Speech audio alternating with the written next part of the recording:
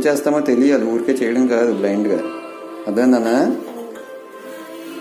ప్రతిరోజు చేయాలి. ప్రతిరోజు స్నానం చేస్తాం కదా బాడీకి, అలాగే మైండ్ క్లీన్లీనెస్, హార్ట్ క్లీన్లీనెస్కి రెగ్యులర్గా ఇవి పాత్రలు శుద్ధం చేయాలి, దేవుడికి పూజ చేయాలి, నామస్మరణ చేయాలి, అర్థమవుతుందా, జపం చేయాలి, దాన ధర్మాలు చేయాలి, గుడికి వెళ్తూ ఉండాలి, సత్సంగంకి వెళ్తూ ఉండాలి, శ్రవణం చేయాలి, గురువులు చెప్పింది వింటూ ఉండాలి.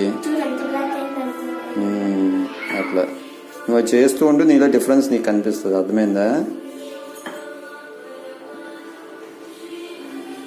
అది అక్కర్లేదు దేవుడన్నా, ఆ కిందది కూడా అంత ఇంపార్టెంట్ కాదు, లోపల చెయ్యి, లోపలే బ్లాక్ అవుతుంది.